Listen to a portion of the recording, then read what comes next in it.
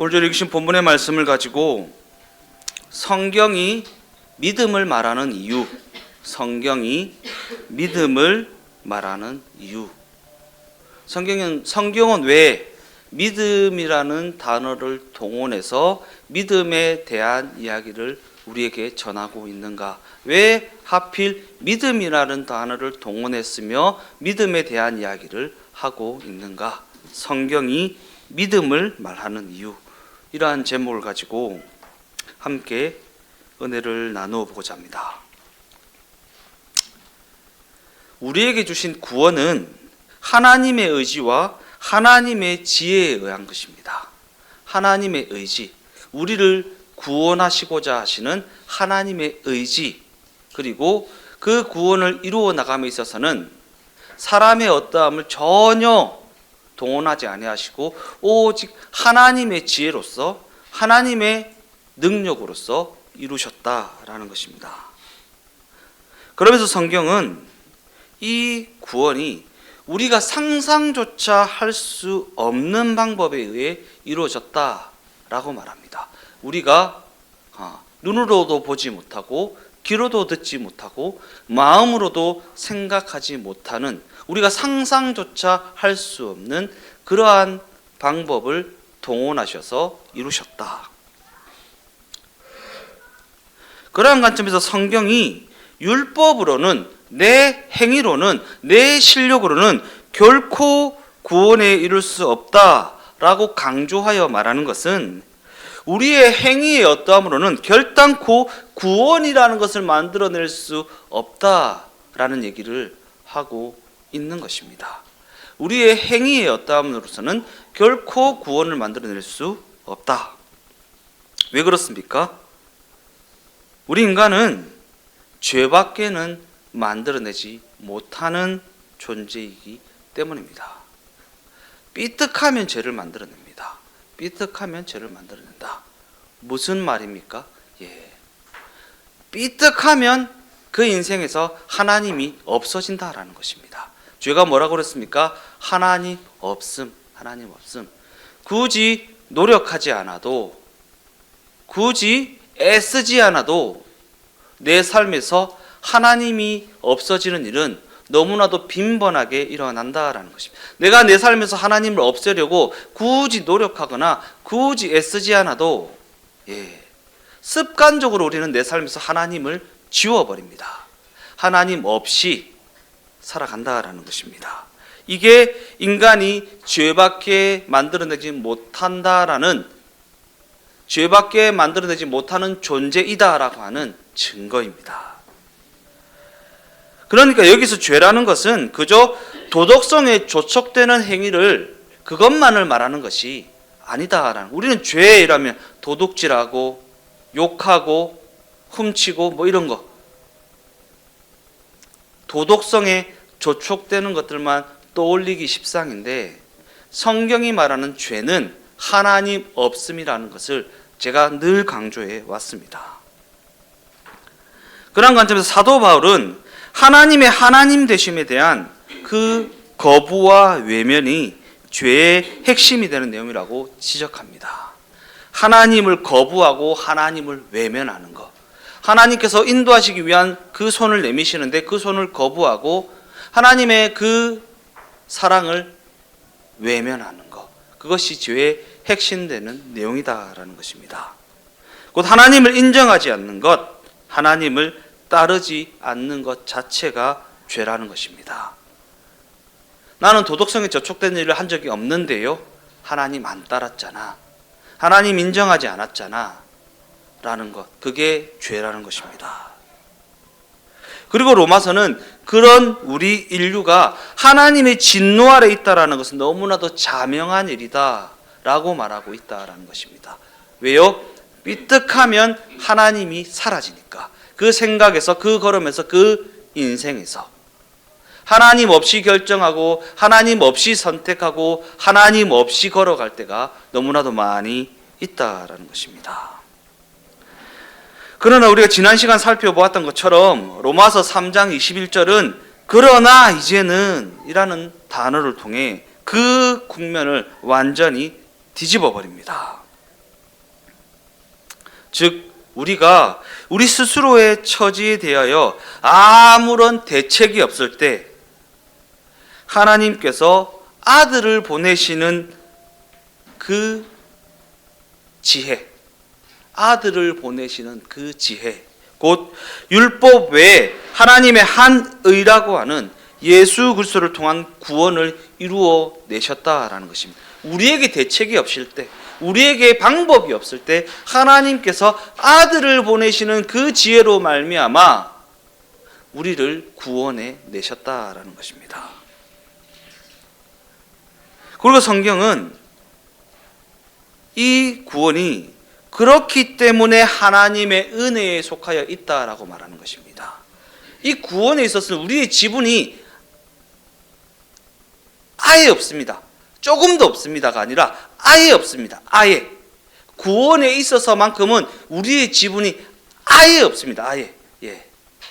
별로 없습니다가 아니고 아예 영. 아예 없습니다. 이 구원은 하나님의 의지와 하나님의 지혜에 의한 것, 오직 하나님이 이루신 일, 하나님이 무엇을 하셨는가를 보여주는 게 바로 우리의 구원이기 때문입니다. 그리고 이는 모든 믿는 자에게 차별 없이 주어지는 하나님의 능력이라고 성경은 이야기하고 있습니다. 차별이 있을 수가 없습니다. 그 누구에게도 지분이 없기 때문에. 지분이 조금이라도 있으면 지분이 있는 사람은 조금 더 많이 주고 지분이 없는 사람은 좀 덜 주고 할 수 있는데, 이 구원에 있어서만큼은 지분을 가진 자가 아무도 없기 때문에 모든 믿는 자에게 차별 없이 주어지는 하나님의 능력, 그것이 바로 구원이다라는 것입니다. 그러면 이제 이와 같은 은혜의 시대가 도래했으니까 율법이라는 것은 아무런 쓸모가 없는 것인가? 라는 질문을 해볼 수 있습니다. 은혜의 시대가 도래했으니까 이제 율법이라는 것은 아무런 쓸모가 없는 것인가? 이에 대한 성경의 답변은 결코 그렇지 않다라는 것입니다. 왜냐하면 사도 바울은 오히려 은혜라는 것이 율법을 굳게 세운다라는 내용으로 로마서 3장을 결론 지은 후에 로마서 4장에 이르러서는 이 은혜가 무엇을 의미하는 것인가 라는 이야기를 하고 있기 때문입니다. 이 은혜가 무엇을 의미하는 것인가? 즉 성경이 우리에게 전하고자 하는 이야기는 율법이 우리를 심판으로 몰고 간 것은 율법의 잘못이 아니라 죄인인 우리가 그 율법을 온전히 지킬 만한 실력이 없다라는 것을 기인한다라는 것입니다. 율법이 잘못된 것인가? 야, 너 너무 율법적인 거 아니냐? 법 너무 좋아하면 안 된다? 뭐 이렇게 얘기하는데 아니요. 율법이 잘못된 것이 아니라 우리에게 그 율법을 지킬 만한 실력이 없다라는 게 문제죠. 율법이 잘못된 것은 아닙니다. 우리에게 율법을 지킬 만한 실력이 없다. 즉 우리의 실력 없음 때문에 덩달아 율법이 욕을 먹는 것입니다. 어유 율법 저거 어떻게 지키면서 사냐? 어유 저거는.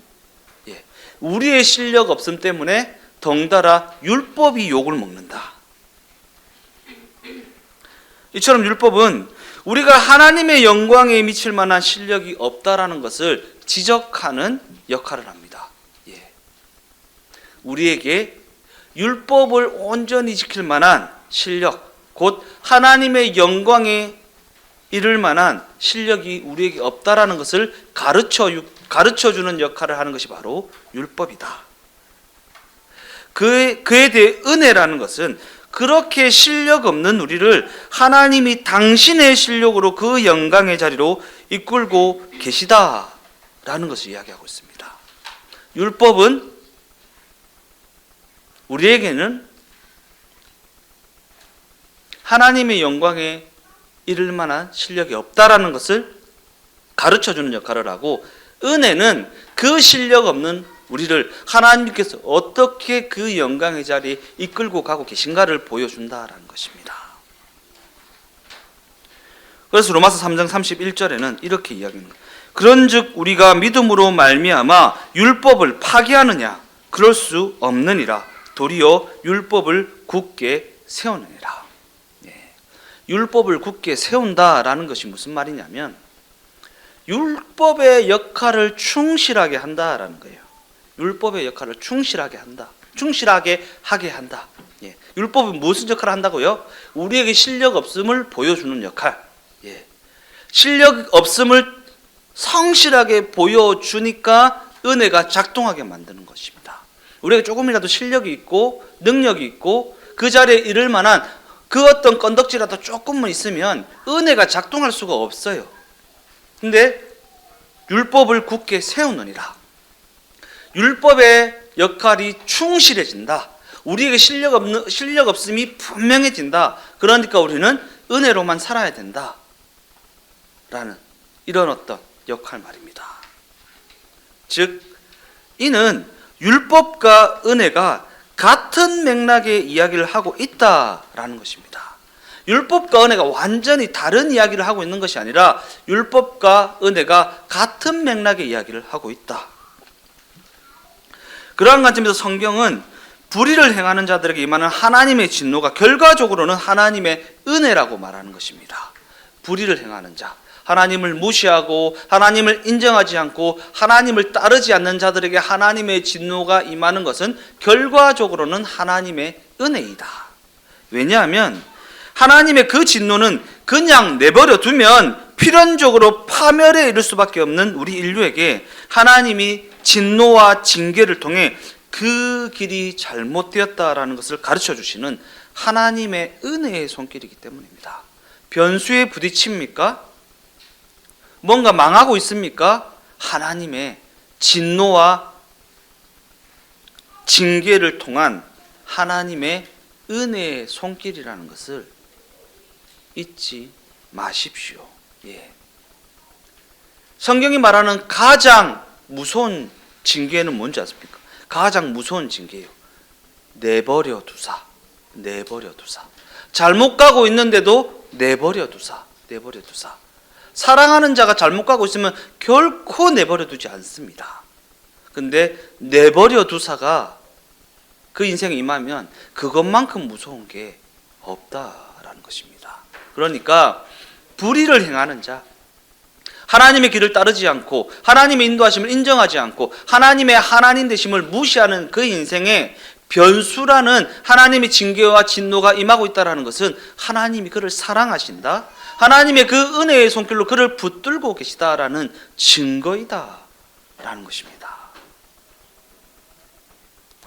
그러한 관점에서 율법과 은혜가 서로 같은 이야기를 하고 있다라는 이 사실이 가장 두드러지게 나타나는 지점은 우리의 구원이다라는 것입니다. 우리의 구원. 율법은 하나님의 공의를 말하고 은혜는 그 공의를 이루어 나가시는 하나님의 방법이기 때문입니다.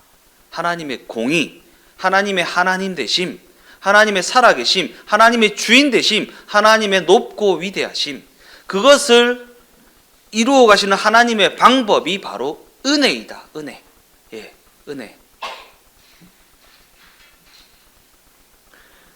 그리고 성경은 하나님의 그 공의가 예수 그리스도의 십자가 사건을 통해 완성되었다라고 그렇게 말하고 있다라는 것입니다. 즉 예수의 십자가 사건은 그냥 내버려 두면 파멸에 이를 수밖에 없는 우리 인류에게 하나님의 당신의 독생자를 보내셔서 그 파멸에서 건져주신 구원의 사건을 의미하기 때문입니다. 이와 같은 관점을 전제하고 율법과 은혜가 어떻게 같은 이야기를 하고 있는지 아브라함이라는 인물을 통해 조금 더 자세히 살펴보도록 하겠습니다. 우리는 아브라함이라 하면 하나님 앞에 위대한 믿음을 드린 대표적인 인물로 여깁니다. 하나님 앞에 믿음을 드린 대표적인 인물 아브라함. 그러나 이는 사실 그렇게 단순하게 결론 줄 수 있는 간단한 이야기가 아닙니다. 우리가 이 부분을 너무나도 단순하게 생각하니까 믿음을 오해하게 되고 실수하게 되고 잘못된 방향을 향해 걸어가게 되는 것입니다.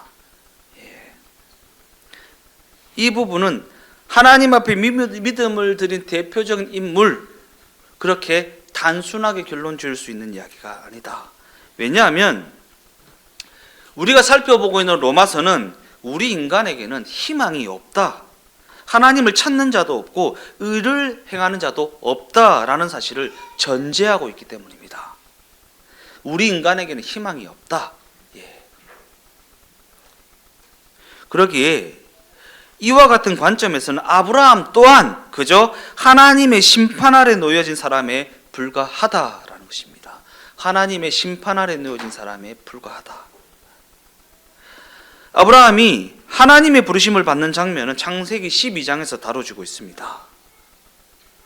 그러면 바로 그 앞 창세기 11장까지는 과연 어떠한 내용이 다뤄지고 있는가?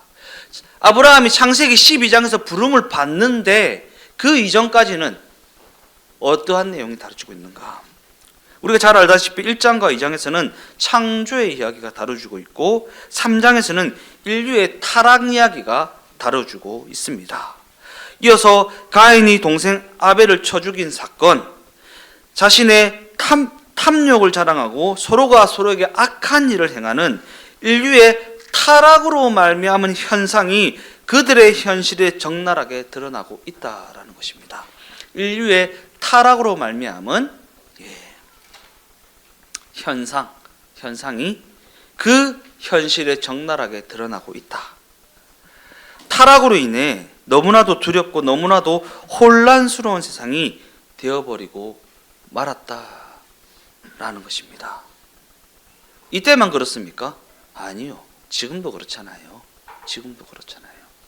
타락으로 말미암아 너무나도 두렵고 너무나도 혼란스러운 세상이 우리가 지금 발 딛고 살아가는 이 세상 아닙니까?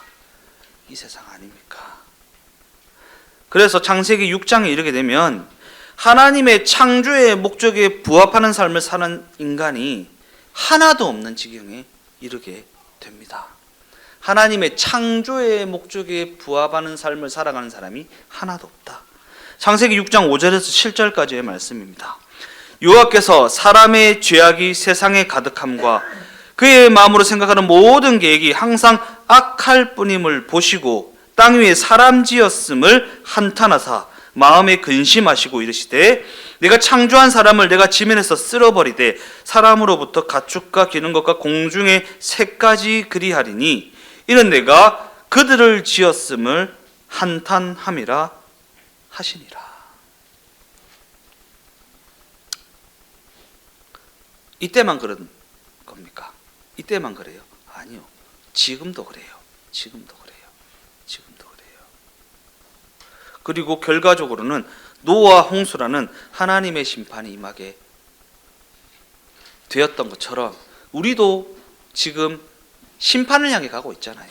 심판을 향해 가고 있잖아요. 물론 우리는 구원이라는 것을 얻은 채 심판을 향해 가고 있고 택함을 받지 못한 자들은 구원이라는 것이 없는 채 심판을 향해 가고 있다라는 차이가 있을 뿐이지 이 땅에 발 딛고 살아가는 모든 사람은 하나님의 심판을 향해 걸어가고 있는 거잖아요. 그죠? 하나님께서 노아와 그 방주를 통해 생물을 그 종류대로 살려놓기는 하셨지만 지구는 그 심판을 피할 수는 없었습니다.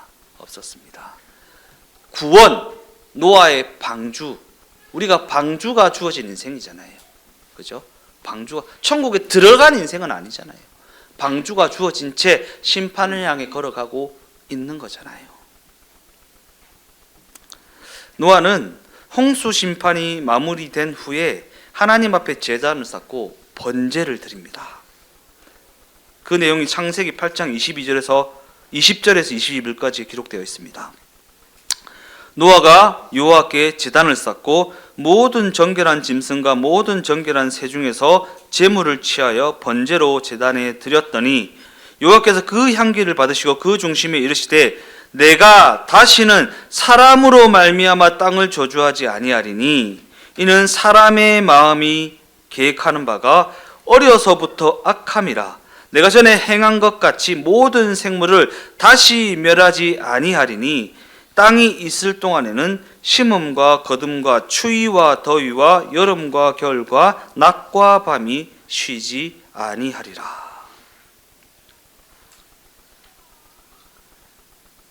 하나님께서는 우리 인류에게 개선의 여지가 없음에도 불구하고, 나아질 소망이 없음에도 불구하고 이 세상을 사람의 악함을 이유로 하여서는 심판하지 않겠다라는 선언을 하십니다.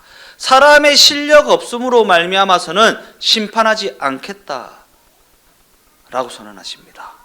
사람의 실력 없음으로 말미암아서는 심판하지 않겠다. 그런데 그렇게 이 세상을 보존해 주셨는데 또다시 무슨 사건이 일어납니까? 바벨탑 사건이 벌어지게 됩니다. 바벨탑 사건.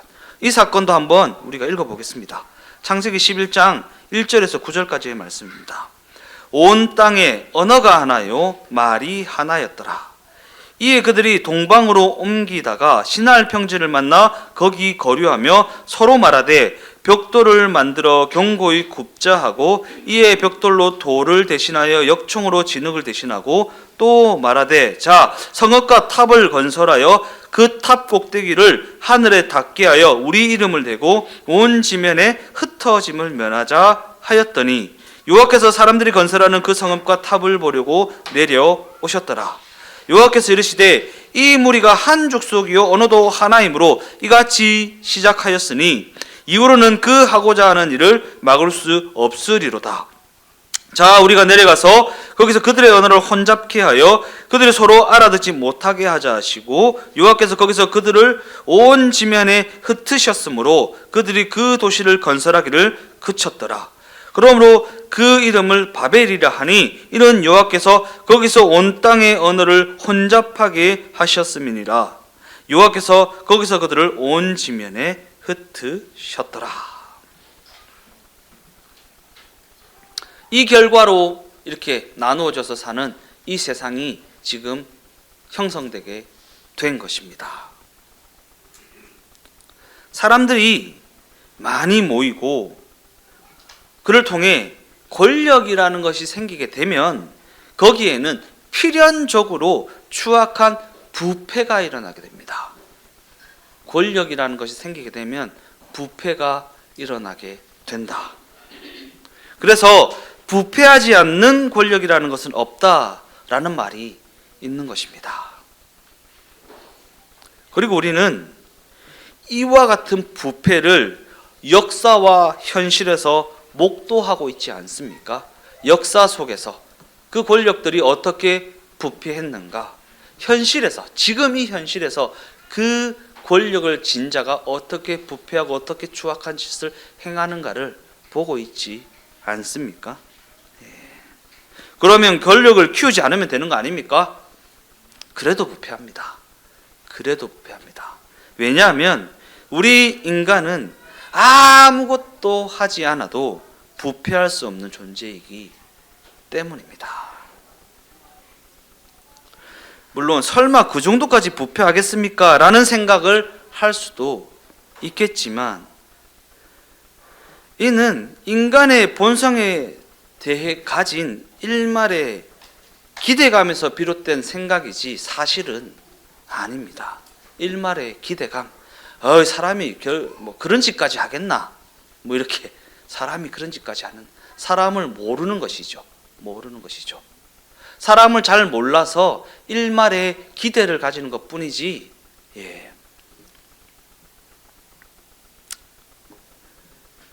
성경은 의인은 없나니 하나도 없다라는 선언을 하고 있다라는 사실을 잊지 마십시오. 의인은 없나니 하나도 없다. 하나도 없다.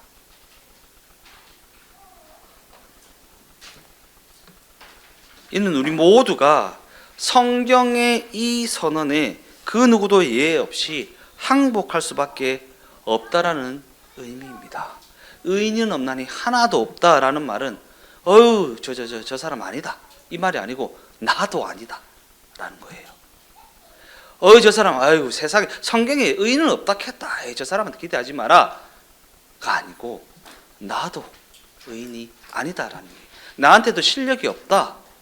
나한테도 실력이 없다. 결론적으로 말씀을 마무리하겠습니다. 아브라함은 이와 같은 내용이 다루어진 후에야 등장하고 있습니다. 12장이잖아요. 그냥 1장부터 등장하면 되는데 왜 12장일까?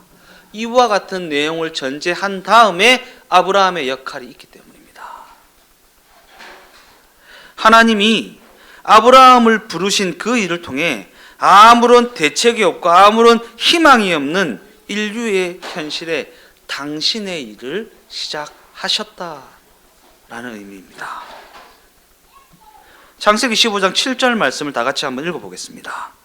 또 그에게 이르시되 나는 이 땅을 내게 주어 소유를 삼게 하려고 너를 갈대아인의 우르에서 이끌어낸 여호와니라.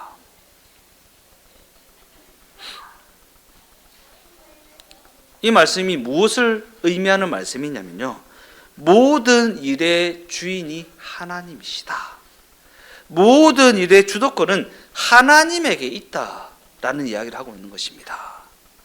네가 어떠해서가 아니고, 네가 실력이 있어서가 아니고, 네가 믿음의 조상이 될 만한 어떠한 싹이 있어서가 아니라 내가 주도권을 쥐고 있고 내가 그 일의 주인이다라는 얘기를 하고 있는 것입니다. 그러기에 아브라함은 그런 하나님에게 붙잡힌 것밖에는 없는 사람이라는 것입니다. 선택받은 것밖에는 없는 사람이라는 것입니다. 아브라함만요? 아니요, 우리도요. 실력이 있거나 능력이 있거나 어떠한 기술이 있는 게 아닙니다. 그저 하나님의 택하심을 입은 것밖에는 없는 인생이 바로 우리의 인생이라는 것입니다. 우리는 자꾸 아브라함을 믿음의 조상으로 지켜 세우면서 아브라함에게는 뭔가 특별한 원인이 있지 않을까라는 기대를 하면서 성경을 샅샅이 뒤져보지만, 아브라함의 그 특별한 것을 나도 구비함으로 말미암아 하나님이 아브라함에게 주셨다고 하는 그 어떤 엄청난 복을 한번 누려보겠노라고 하면서 성경을 샅샅이 뒤져보지만, 성경은 그에 앞서 믿음이라는 단어가 왜 등장하게 되었는지를, 그 배경을 한번 살펴보아라 라고 말하고 있다라는 것입니다. 믿음이라는 단어를 선택할 수밖에 없었던 성경의 그 의도, 인간에게는 희망이 없다, 인간에게는 대책이 없다, 구원에 있어서 우리 인간은 지분이 아예 없다 라는 이야기, 그게 배경입니다. 그게 성경이 믿음을 말할 수밖에 없는 이유이다라는 것입니다. 즉 율법으로는 죄를 깨달을 뿐이다. 율법을 지켜서 구원받을 존재는 없다. 의인은 없나니 하나도 없다. 아무도 하나님의 영광에 이르지 못했다. 남은 것은 오직 심판뿐이다. 그러나 이제는 예수 그리스도를 믿는 믿음으로 말미암은 구원이 우리에게 임하였다. 예수 그리스도를 믿는 믿음으로 말미암은 구원이 우리에게 임하였다 라는 이야기를 성경이 하고 있다라는 것입니다.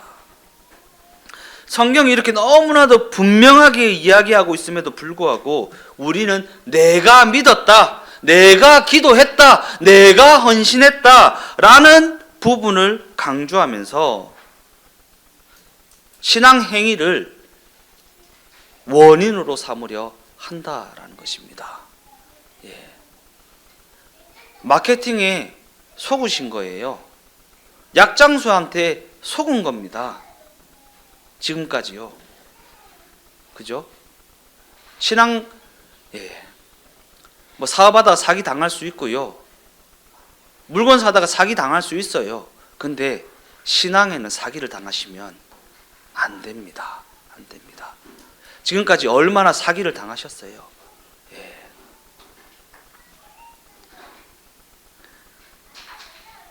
그렇게 되면 성경이 믿음이라는 말을 등장시킨 이유가 사라져버리고 만다라는 거예요. 성경이 믿음이라는 단어를 등장시킨 이유. 과연 성경은 믿음이라는 그 말을 왜 등장시킨 것입니까? 우리는 할 수 없다. 우리에게는 대책이 없다. 자신 스스로 믿음이라는 자리에 들어올 수 있는 존재는 없다. 그래서 하나님이 친히 구원을 이루어 놓으신 것이다. 라는 사실을 전하기 위해서입니다. 이것이 바로 믿음이라는 단어가 등장하게 된 배경이라는 것입니다. 이렇게 믿음이라는 것은 오직 하나님이 무엇을 하셨는가를 보여주는 단어이다라는 거예요. 내가 믿어서 구원받았다가 아니라 하나님이 무엇을 하셨는가를 보여주는 단어, 믿음.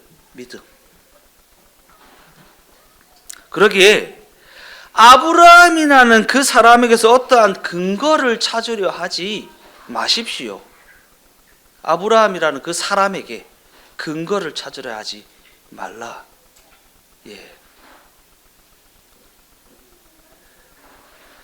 우리나라가 왜 이렇게 지금 어렵습니까?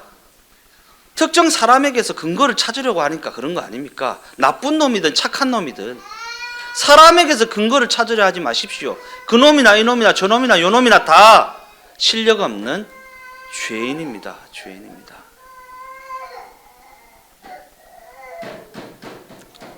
아브라함은 그저 하나님이 무엇을 하셨는지를 보여주는 사람에 불과하다.